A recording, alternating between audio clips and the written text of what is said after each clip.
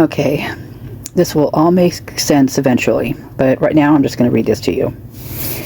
Former Fairchild Airman sentenced for possession of stolen ammunition, Wednesday, December 6th, 2023.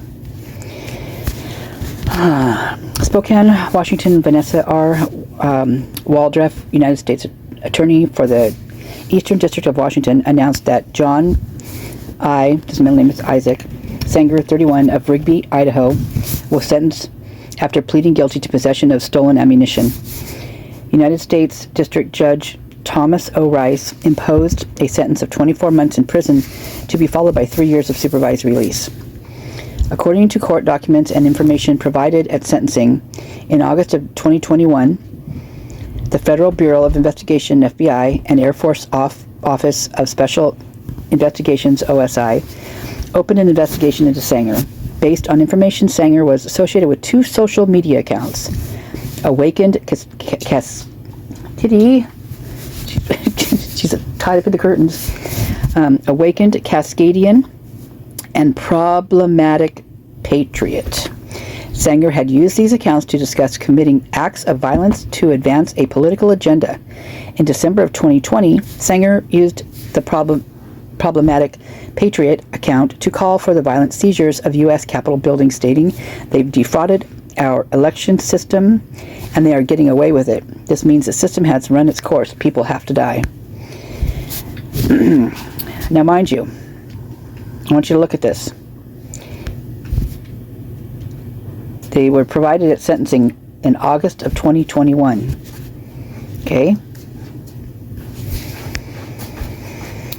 During the investigation, the undercover officer met with Sanger and discussed issues involving minorities, opposition to vaccines, and targeting the critical infrastructure. Specifically, the undercover officer and Sanger discussed targeting the Spokane County Public Health Building and COVID-19 testing sites using the Molotov cocktail. In March of 2022, Sanger told the undercover officer that multiple Air Force members stationed at Fairchild Air Force Base in Spokane were stealing ammunition from the Air Force and shooting the ammunition, which was paid for by taxpayers for personal use. Sanger told the undercover officer that he was receiving stolen ammunition from an Air Force member, Staff Sergeant Nathan Richards of Fairchild 92nd Security Forces Scoundrel Freudian slip Squadron Combat Arms Training Management CATM section. Members of the section are trained in firearms and had access to ammunition. On March 12th of 2022, Sanger, the undercover officer, on March 12th, 2022, Sanger, the undercover officer, Richards, and Staff Sergeant Eric Eagleton, who also was a member of CATM, met to go target shooting at Fishtrap Lake. While at the range, Richards retrieved a plastic bag with hundreds of rounds of loose green tip 5.5 M855 rounds and gave it to Sanger. Richards said that members of CATM would falsify records so that it appeared the stolen ammunition had been expended in the course of Air Force duties. After Sanger and others finished shooting, Sanger gave the undercover officer some of the stolen ammo Sanger received from Richards. In April of 2022, agents observed Sanger and Eagleton met in the parking lot of the Northern Quest Resort and Casino. The agents observed Eagleton gave Sanger a military-style ammunition can containing stolen ammunition. Following that meeting, Sanger sent the undercover officer text messages with photographs showing the stolen ammunition he had been given by Eagleton. A few days later after the meeting, the UC and Sanger went to the fish trap shooting range and shot about 250 rounds of stolen ammunition. Later that month, the undercover officer and Sanger met at the undercover officer's RV. During the meeting, the undercover officer handed Sanger an unregistered gun suppressor Sanger had previously paid the undercover officer to buy for him. When Sanger exited the RV, he was arrested by the FBI and OSI special agents. Sanger was still in possession of the suppressor. At the time Sanger was placed under arrest, the FBI and OSI special agents executed a series of search warrants at Sanger's house. Agents located several firearms, firearm parts, empty firearm magazines, and ammunition.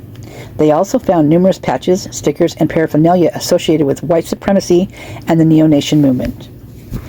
Please go watch Watching the Watcher's latest drops on that shows you the picture of Papa, whatever his name is. I almost said Papa Murphy. Papa Rogers. Okay.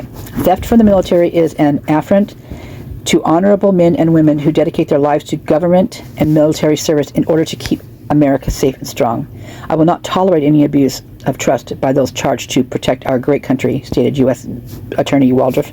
I applaud the tireless work and dedication of the Federal Bureau of Investigation, the Air Force Office of Special Investigations, and federal prosecutors in bringing Mr. Sanger to justice. Like all who served the United States, Mr. Sanger took an oath when he enlisted in the military, said Richard A. Collody, special agent in charge of the FBI's Seattle field office. His actions violated that oath, and he violated the trust imparted to him by the American people. I am proud of the work of our investigators and partners to quickly bring an end to Mr. Sanger's conduct before his violent rhetoric turned into action. Okay. The case was investigated by FBI's Seattle Field Office Inland Northwest Joint Terrorism Task Force. That's a mouthful. I'm not going to say the initials. And in the United States Air Force Office of Special Investigations, OSI. This case was prosecuted by Patrick J. Cashman, Assistant United States Attorney for the Eastern District of Washington. Well, guess what, you guys? Guess where he was held? He was held in Whitman County Jail, which is in Pullman. So that is where this guy was being held. Okay? There's one. We got a lot more to go.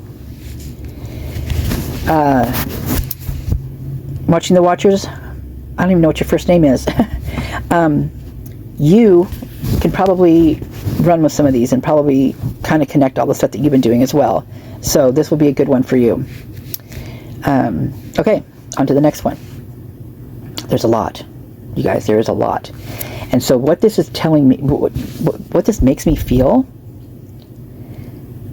okay, first of all, I'm not blaming anybody at all, so don't take this as blame.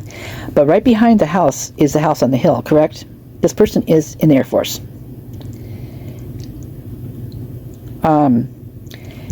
Could it be that he was working with them? I mean, I don't know, but I'm just saying, could it be he's working with them? And what if something went awry? What if one of the guys, I don't know, maybe they went down, maybe this person went down there, maybe they hid because they knew they were in trouble. I'm literally speculating out of my brain right now. I never even thought about this before until just right now. What if there's, like, say it was a guy like this, right? And this is what I just read you. And, like, say one of the, whoever was there, I'm talking about the house on the hill. I don't want to get anybody in trouble or anything like that, or I don't want to I just want to note that what if somebody felt that they were in trouble, ran into the King Road house, and then went ballistic. Went literally ballistic. Because allegedly, from the guys in Banfield being stopped by the cops, they were at a party at Matt's house, which is right behind the King house. Literally. Let me show you. Okay, I'm not going to show you the whole thing, but I am going to show you the back side of it, which looks down. I mean, look at this. This is the side view. See that house over to the right there with the white car? That's Jack D's and Adam Otto's house. And look at this. Now they've got, you see it like literally right off to that area, that sitting area right off to the right. That's the King house. This is a panty house in between with that little trigger tree right there. That's a panty house right there, or the one on the other side of the panty house. This is their back deck. This is the walkway that walks up to their house from the back parking lot of King Roadhouse, of the 1122 King. This is the steps. Easy peasy. Right up alongside that, between that shed, and right up there, that goes past their garage and right up onto Olenta. What an escape route. Escape route. What an escape route, right? Okay, so that's it. I just wanted to kind of show you the back part of it, just to show you how close this could have been. And this was, and these guys were being brought into Whitcomb County Jail right and left on USMS Holt. What is going on? What the heck is going on? And was this fault of one of their own, and they know it, and that's why they're trying to cover it up? Was it one of their own that went absolutely ballistic in that house and did what they did? Will we ever find out? Probably not. You know how good the government is at keeping secrets. Shame, shame, shame on them.